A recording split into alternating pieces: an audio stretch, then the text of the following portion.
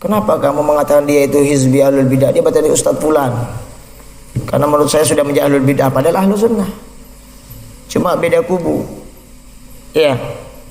Makanya saya ingatkan, kita ini dakwah ahlu sunnah wal jamaah.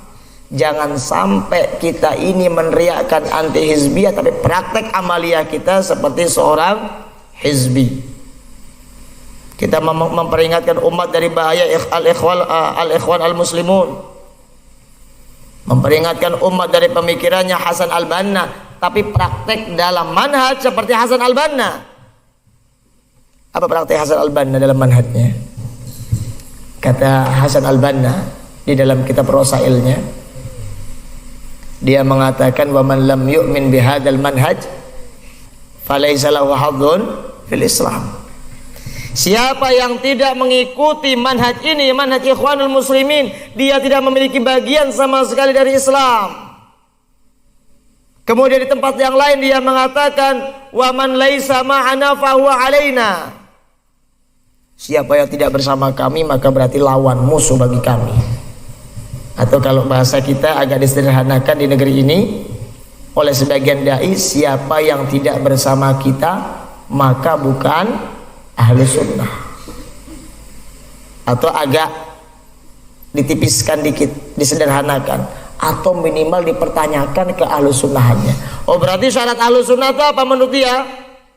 Harus gabung bersama kubuku, jadi sama-sama orang kubu. Padahal di dalam manhaj ahlus sunnah tidak demikian. Di awal bab, siapa yang masih ingat definisi ahlus sunnah? Dhabitu ahli sunnah. Lihat, masih ingat keterangan dari Syekh Abdul Salam bin Barjas Abdul Karim. Apa kata beliau? Fahadha dhabitu ahli sunnati wal jamaah. Dan ini adalah dhabit, patokan kapan seorang dikatakan sebagai ahlus sunnah wal jamaah. Kata beliau apa?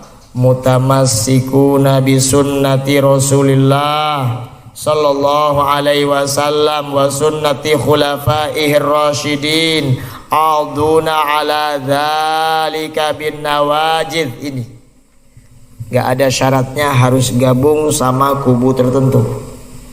Apa kata beliau? Ahlus sunnah mereka adalah orang-orang yang berpegang teguh dengan sunnah Rasulullah sallallahu alaihi wasallam dan juga sunnahnya al-khulafa ar-rasyidin, berpegang dengan ajaran Nabi, kemudian di dalam mempraktekkan sunnah Nabi kembali kepada pemahaman sahabat, dan juga dhabitnya apa? Alduna ala dzalika bin nawajid. Mereka itu benar-benar kokoh berpegang kuat dengan sunnah. Ini terkadang orang yang ngasih syarat harus berkubu-kubu, terkadang juga mereka pelintan, berarti mereka bukan ahlu sunnah. Karena dhabitnya alduna ala dzalika bin nawajid. Apa dalilnya? Sabda Rasulullah sallallahu alaihi wasallam.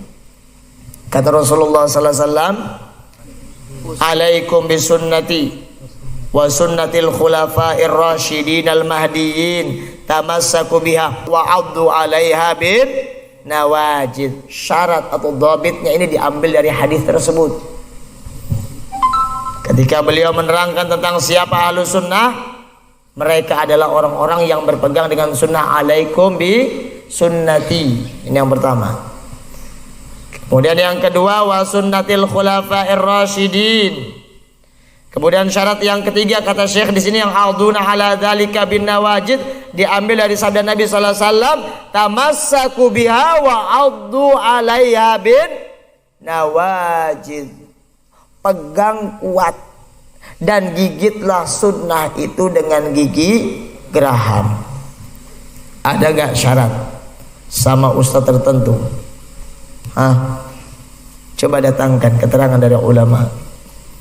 Atau enggak, ada enggak syaratnya harus masuk kubu tertentu? Kalau di Indonesia harus sama rojak misalnya, ada enggak dalilnya? Ada enggak keterangannya?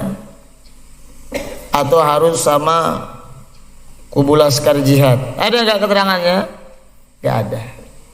Siapa yang berani mengatakan harus masuk di salah satunya, maka silahkan datangkan buktinya dari Alkitab Sunnah atau keterangan dari para ulama. Dhabit Ahlus Sunnah itu seperti ini. Semua kitab, termasuk kitab yang sudah kita bahas.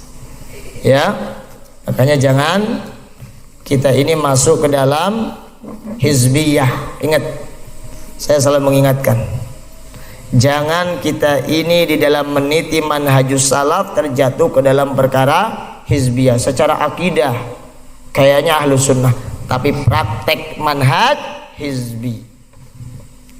Ahlus Sunnah harus sama kita, kalau enggak bukan Ahlus Sunnah. Berarti al-wala wal bara'nya sebagaimana kata Syekh Muqbil rahimahullah. Siapa itu hizbi? Ketika ditanyakan kepada Syekh Muqbil menjelaskan hizbi itu adalah orang yang meletakkan prinsip al-wala wal bara'nya dengan prinsip yang sempit. Apa prinsipnya tadi? Yaitu siapa yang bersama kita Ahlus Sunnah, siapa yang tidak bersama kita dia itu ahlul bid'ah.